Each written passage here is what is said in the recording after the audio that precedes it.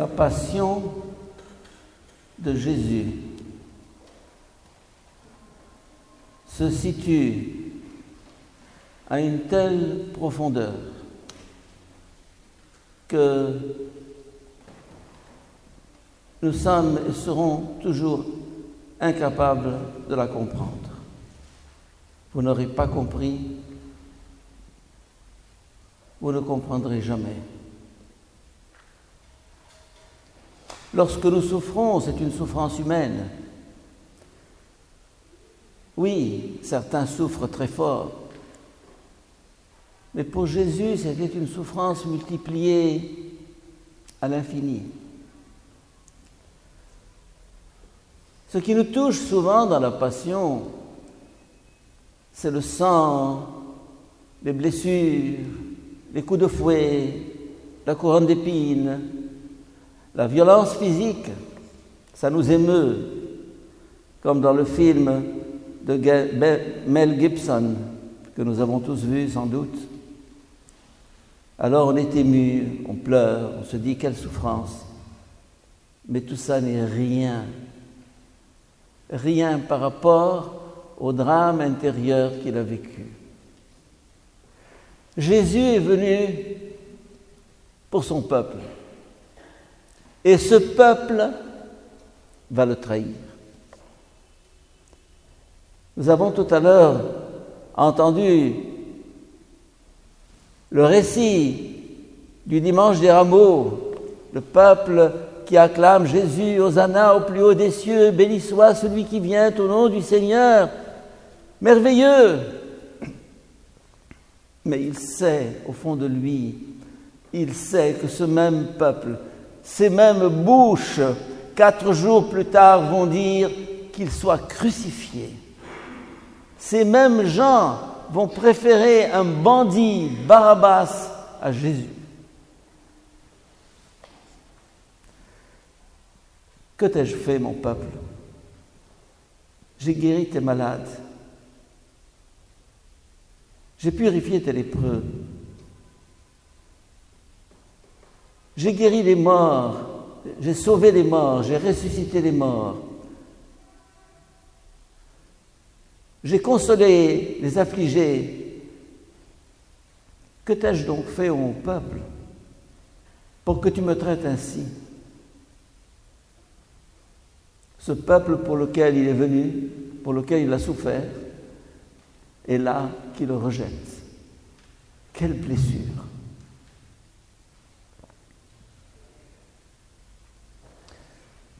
Non seulement le peuple, mais les apôtres, les disciples. Quand j'écoute dans l'Évangile Judas Iscariote, l'un des 12, écoutez ça, l'un des 12, l'un de ma famille, et plus tard, un peu plus loin, ils lui demandèrent l'un après l'autre, serait-ce moi? Il leur répondit, c'est l'un des 12, de nouveau, c'est l'un des 12 qui se sert au même plat que moi. Vous savez ce que c'est que le plat partagé, où tout le monde met la main, qui est un signe de communion et d'amitié, et d'intimité et de proximité. Celui qui met la main au même plat. Celui qui depuis 3 ans a partagé notre mission, nos repas, nos nuits, l'un des 12. Quel coup de poignard!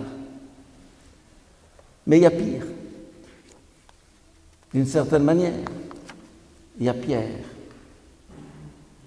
Pierre, le chef des apôtres, celui qui était censé donner l'exemple. Il proteste, jamais, moi, comment? Et Jésus lui dit, ce soir, cette nuit-là, avant que le coq ait chanté 2 fois, tu m'auras renié 3 fois. Moi, jamais, comment? Pauvre Pierre. Il a craqué. Devant qui? Devant une simple servante. Et Judas, Pierre et tous les autres disciples, l'un après l'autre.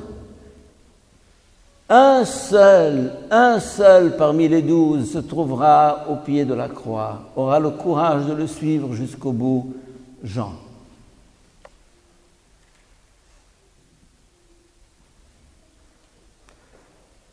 C'est ça la passion de Jésus, la trahison de son peuple, la trahison de ses disciples, de ses apôtres, des plus proches, d'entre les proches.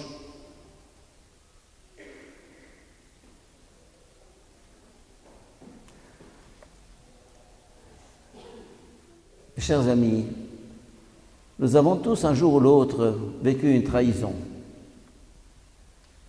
d'un ami, une amie, un parent, un proche, un mari, une femme, des enfants, ingrats. Nous avons tous vécu cela et nous le vivrons sans doute encore. Des gens vous porteront au nu. Bravo, merveilleux! Et puis, quelque temps plus tard, ils vous oublient. Plus de téléphone, plus de visites, plus de emails, fini. Nous avons connu ou nous connaîtrons cela, le rejet, le désintérêt, peut-être la trahison. Ce sera pour nous une manière de partager la passion de Jésus. Puissions-nous vivre cela sans amertume, dans la tristesse, bien sûr, dans la souffrance et la douleur, bien sûr, mais sans amertume. Jésus savait ce qu'il y a dans l'homme. Dans la Bible, il y a une phrase « Malheur à celui qui s'appuie sur l'homme ». Ça ne veut pas dire qu'il ne faut pas avoir confiance les uns dans les autres, mais pas une confiance au point de s'effondrer, de s'anéantir au moment où l'homme vous lâche. Car seul Dieu est fidèle, seul Dieu est le rocher, le reste, c'est du sable.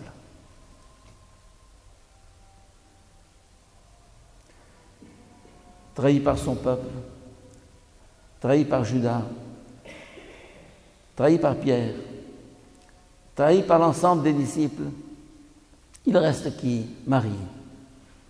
Et Marie-Madeleine, la pécheresse, et d'autres femmes. Ah! Cette fidélité des femmes envers Jésus, cette fidélité jusqu'au bout, elles qui l'ont servi pendant 3 ans, s'occupant des repas, s'occupant de tout, l'accompagnant d'un village à l'autre, elles sont là, les premières, jusqu'au bout, au pied de la croix, le cœur de la femme. Dieu a donné à la femme cette puissance de compassion,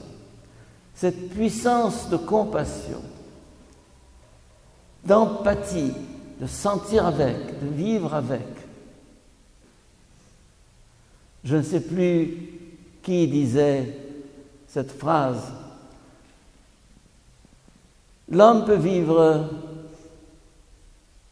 manger, boire, travailler, réussir sans la femme. Mais quand il souffre, il a besoin d'une femme à côté de lui. Et Jésus a senti cette consolation d'avoir ces femmes fidèles et silencieuses, sans un mot. Elles sont là. Compatir, ce n'est pas dire des mots, faire des discours. Compatir, c'est être là dans le silence, les yeux fermés, la bouche fermée, et là, je suis avec toi.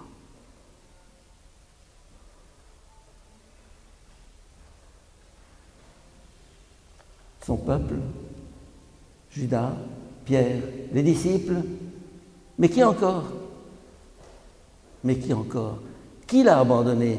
Qui l'a abandonné à part tous ceux que nous venons de mentionner? Qui?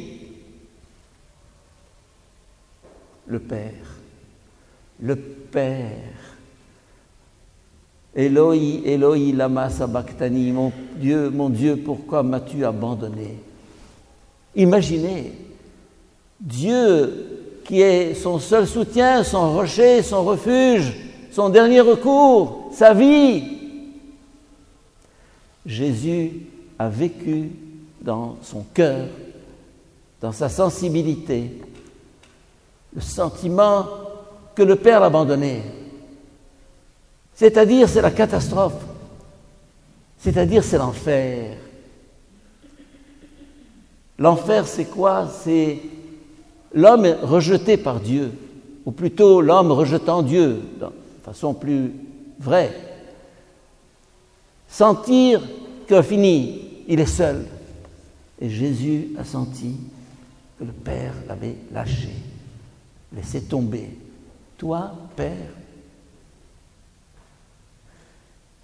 c'est là justement le drame ultime de la passion. Et quand on parle du cœur de Jésus, du Sacré-Cœur, il faut savoir ce que c'est. Ce cœur qui a été transpercé non pas d'un coup de lance. Le coup de lance n'était qu'un symbole d'autre chose. Transpercé parce que n'en pouvant plus de souffrir. Les médecins ont analysé le récit de Jean qui relate le coup de lance du soldat dans le flanc de Jésus et il dit il en sortit du sang et de l'eau. Et Saint Jean insiste et celui qui a vu en rend témoignage. Et son témoignage est vrai, et il sait ce qu'il dit vrai. On se demande pourquoi cette insistance devant le sang et l'eau. Eh bien, les médecins ont analysé que le sang et l'eau surtout, sont le signe que Jésus n'est pas mort d'un coup de lance. Il n'est pas mort de mort naturelle. Et Pilate lui-même s'étonnait qu'il soit déjà mort. C'est dit dans l'Évangile. Et les médecins nous disent, non, il est mort d'une souffrance tellement grande, tellement insupportable que son cœur a éclaté à l'intérieur de lui-même, avant le coup de lance. Il est mort dedans. Vous n'aurez pas compris, nous ne comprendrons jamais à quel niveau se situe la passion de Jésus, la souffrance de Jésus, l'agonie de Jésus. C'est pourquoi, lorsque nous souffrons, sachons qu'il a déjà souffert ce que nous avons vécu, ce que nous vivrons, ce que nous vivrons. Il a souffert et il le souffre avec nous. Toutes nos souffrances, dans un flashback, il les a vécues à ce moment-là. Pas une de mes souffrances ou de mes solitudes, pas une de mes angoisses qu'il n'ait vécue déjà ce jour-là. Imaginez un entonnoir dans lequel s'engouffreraient les souffrances et les détresses de l'humanité entière, depuis Adam jusqu'au dernier jour, et s'engouffrant dans ce cœur. Comment ne pourrait-il pas ne pas éclater, pas exploser? C'est pourquoi le visage de Jésus dans l'Évangile est tellement grave, On ne voit jamais Jésus rire dans l'Évangile. Il ne pouvait pas rire, comme nous le faisons souvent en nous tapant sur les cuisses, en nous tapant sur l'épaule. C'est pas qu'il ne faut pas rire, mais lui, non. Malgré lui, quand on dit, voici l'agneau de Dieu qui porte le péché du monde, j'ajoute qui porte la souffrance et la détresse du monde. Pascal dit Jésus est en agonie jusqu'à la fin des temps. J'ajoute, Jésus est en agonie depuis le début de l'histoire, depuis le début de la création. Le drame que nous venons d'entendre dans l'évangile d'aujourd'hui, dans la Passion, n'est que l'expression extérieure d'un drame beaucoup plus intense, beaucoup plus profond. Cette passion de Jésus, c'est la passion de Dieu. Vivons-la avec lui, comme il a vécu avec nous. Amen. Vous n'aurez pas compris lorsque viendra mon heure. Vous n'aurez pas compris grand-chose à ma chanson.